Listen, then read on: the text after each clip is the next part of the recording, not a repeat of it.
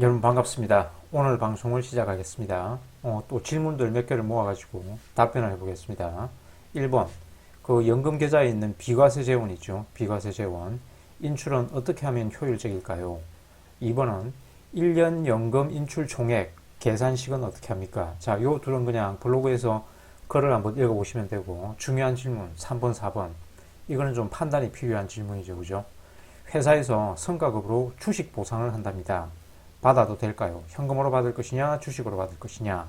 그리고 위 질문에 추가로 우리 사주, 1년에 일정 정도 우리 사주를 매수하게 되면 소득 공제도 되죠. 그래서 우리 사주 투자 어떻게 생각합니까? 자, 3번, 4번과 관련한 질문은 미리 간단하게 답변을 하면, 자, 개별 주식이죠. 그죠? 그래서 일종의 관문마약이다. 1천만 원 벌고 1억 원 금융치료 당할 수도 있다. 그래서 전적으로 하지 마라가 아니고 나머지는 한번 방송을 들어보시고 블로그 원고를 읽어보시면 판단의 근거가 될 겁니다. 자, 요 질문은 그냥 블로그 내용 한번 읽어보시면 되고, 그냥 테크니컬한 계좌 운영에 관한 질문입니다. 그냥 읽어보시면 돼요. 읽어보시면 됩니다. 계산식 한번 읽어보시면 됩니다. 간단합니다. 그죠? 그리고 이제, 정말 중요한 오늘의 질문. 자, 이 질문자는 반도체 기업에 다니고 있나 봐요. 2025년 반도체 기업들의 성과가 굉장히 좋았죠. 그래서 하이닉스 같은 경우에는 성과급이 억 단위가 뭐 나온다고 얘기가 들리네요. 그래서 이분은 이제 반도체 기업에 일하고 있는 엔지니어다. 그래서 주식 보상을 고려하고 있다. 세전금액 기준에서 0에서 50%까지 10% 단위로 선택할 수 있고, 주식 보상에 대해서는 당연히 락업 기간이 있겠죠. 1년 보유 조건으로 1년 이내에 매도하면 안 돼요. 그래서 어쩌고저쩌고 이렇게 쭉 있습니다. 그래서 주식 보상을 선택할 것이냐, 그냥 성과급을 현금으로 받을 것이냐. 자, 미리 답변 내리면, 일단 이 사람은 기존에 그동안 연금 계좌에서 인덱스 펀드 패시브 투자를 잘 하고 있었어요. 그런데 이제 이렇게 자기 회사 주식, 개별 주식으로 이렇게 성과급을 받게 되면 어떤 위험이 발생할 수 있냐. 그래서 인덱스 펀드 패시브 투자를 한다는 전제 조건 하에서 이렇게 개별 주식으로 성과급 보상을 받는 것에 대해서 비체계적 위험 관점에서 보수적인 의견을 한번 개진을 해보면, 자, 결론부터 얘기하자면, 이 질문자는 인덱스 펀드 패시브 투자의 투자 철학을 갖고 있습니다. 그래서 성과급의 상당 부분을 개별 주식, 자기 회사예요. 그죠? 자기 회사. 그 질문에는 그 개별 기업의 이름을 특정하지 않았는데, 아무튼 대기업입니다. 대기업. 아무튼 이렇게 자기 회사이지만, 재직하고 있는 회사이지만, 그리고 대기업이지만, 이렇게 개별 주식으로 성과급을 받는 선택은 이 사람의 패시브 투자 원칙과 구조적으로 충돌한다. 이미 이 XXX 기업, 땡땡땡땡 기업 리스크에 과도하게 노출됩니다. 자, 계속 이렇게 성과급을 회사 주식으로 받게 된다면, 질문자는 이미 회사에서 월급 받고 있죠. 그리고 성과급, 그리고 회사에서 또 계속 이렇게 승진을 하면서 경력, 커리어에 따라 가지고 연봉이 계속 증가할 겁니다. 그죠? 그리고 뭐 스톡 옵션을 받을 수도 있고, 이러한 형태로 인적 자본이 회사에 집중되어 있습니다. 그죠? 자, 우리가 받는 대부분의 월급은 원하고 한 기업의 비체계적 위험에 노출되어 있습니다. 그래서 우리의 이 원화 월급을 계속 글로벌 주식에 인덱스 펀드에 투자해야 된다고 그랬죠. 그래야 위험이 상쇄될 거 아닙니까? 그래서 이 상황에서 성과급까지 자기 회사 주식으로 받는다는 것은 소득원, 커리어 리스크, 그리고 투자자산 모두 동일한 회사 실적에 연동되는 구조입니다. 굉장히 위험하죠. 그래서 투자 이론적으로 가장 피해야 될 구조 중에 하나가 지금 이런 구조입니다. 이런 구조. 그리고 직장과 투자 포트폴리오를 같은 회사에 묶지 말라라는 말이 괜히 있는 게 아니다. 그래서 보너스 주식의 15% 추가 지급은, 자, 1년 이내에 안 팔면 15% 추가 지급도 한다 그랬잖아요. 그죠? 이거는 위험 프리미엄이 전혀 아니다. 1년 보유 조건으로 15%를 더 준다. 라는 말이 매력적으로 들리는데, 무위험 보상이 아니라 1년간 매도 불가 유동성 제약이 생기죠. 1년 동안, 올해는 반도체 호황이 좋아가지고, 급상승을 했지만, 내년에 또 반도체 기업은 대표적으로 시클리컬 기업 아닙니까? 그죠? 경기를 탄단 말이에요.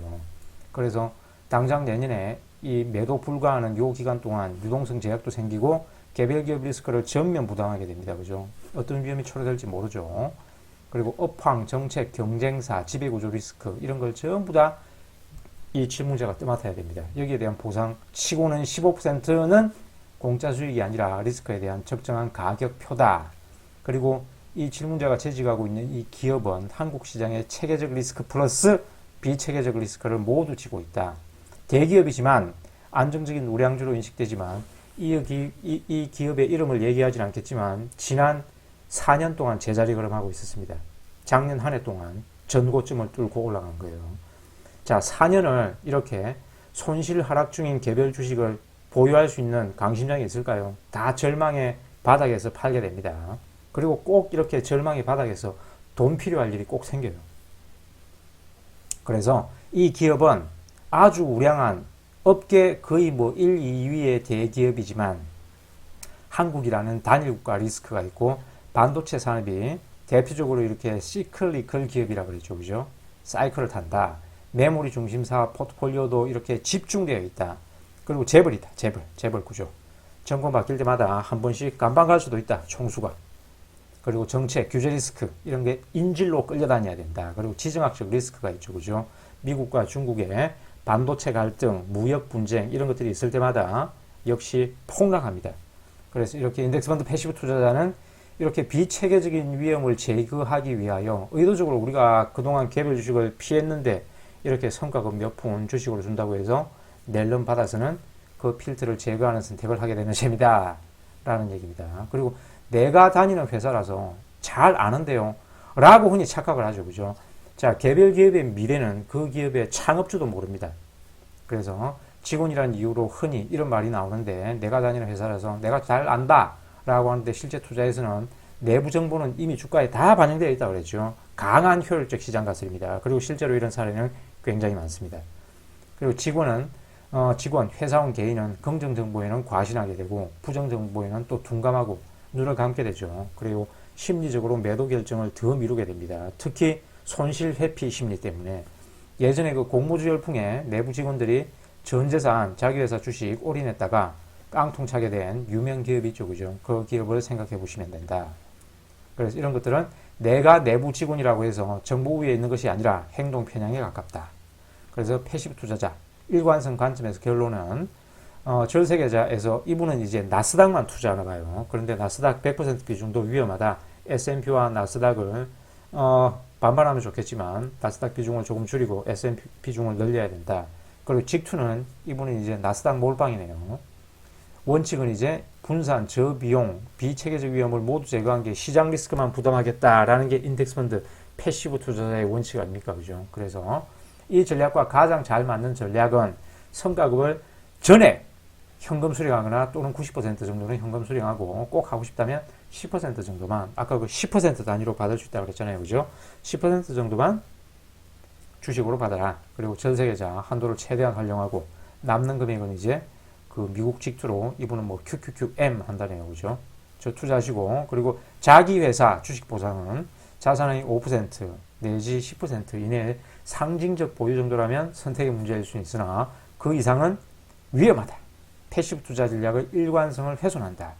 그 존 보글은 이제 뮤추얼 펀드에서 뮤추얼 펀드 상식에서 오락용 계좌에서 개별 주식 비중을 최대 20%까지 인정해서나 제 생각은 이것도 관문마약입니다. 자, 실제로 이런 사례 굉장히 많습니다. 이렇게 개별 주식으로 한 1억 중에 한 1,000만 원만 개별 주식 해봐야지, 4848 해봐야지 이렇게 하다가 개별 주식으로 파산하는 사람들의 일반적인 경로가 요즘 같은 이런 상승장에서 자산의 쬐끔으로 이렇게 개별 주식 투자를 해보거든요. 그러면 상승장이니까 당연히 어떤 개똥 같은 주식을 사더라도 돈 법니다.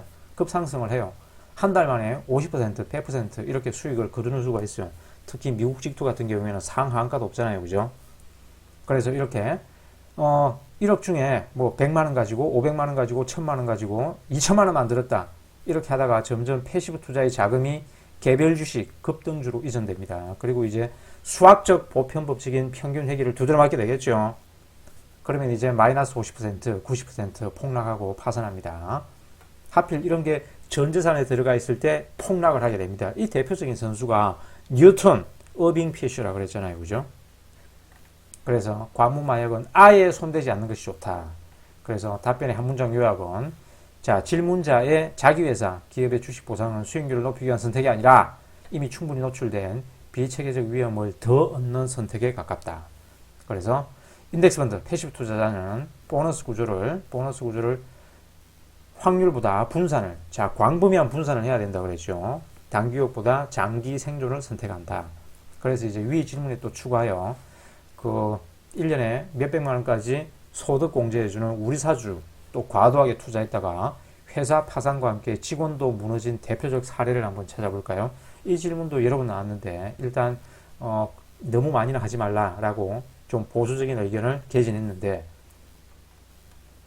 자, 개별 회사, 자기 회사 주식에 대한 경고가 단순히 이론이 아니라는 점은 역사적 반복된 실제 사례들이 명확히 보여줍니다. 자, 이 사례들의 공통점은 단 하나, 직원들은 회사 주식이 아니라 자기 인생 전체를 한 회사에 올인했다. 내가 다니는 회사니까 내가 잘 안다. 그리고 소득공제도 해주더라. 라는 유혹에 한 회사에 올인했다라는 점입니다. 자, 대표적으로 이 다큰버블의 엔론이라는 회사가 있었어요. 엔론. 에너지 기업입니다. 당시 미국 7위 에너지 기업이었는데 이 회계부정으로 이 회사가 파산하거든요. 자, 당시 미국 7위 에너지 기업이었고 직원 다수가 401k 퇴직연금이 자기 회사 주식에 편중되어 있었어요. 그래서 직원 퇴직연금의 약 60% 이상이 자사주고 경영진은 주식 매도가 가능했지만 직원들은 락업 상태로 매도가 불가능했습니다. 그래서 결국 아마 그 회계부정으로 $90가 빵원 휴지 조각이 돼버렸고, 자, 직원들은 회사 파산, 그러니까 직장 상실이죠. 퇴직연금도 다 잃었습니다. 그리고 중장년층 직원들 상당수가 사실상 파산했고 재고용도 안 됐어요. 그래서 고용연금 투자가 자기 회사, 내가 다니는 회사에 묶인 최악의 사례입니다. 그리고 월드컴 세계 최대 통신사 중에 하나였습니다. 똑같습니다. 역시 똑같습니다. 이 월드컴도 다큰버블 당시에 회계부정으로 파산했습니다. 주식은 빵원 돼버렸고 직장도 잃고 연금도 잃고 저축도 잃고 파산했습니다.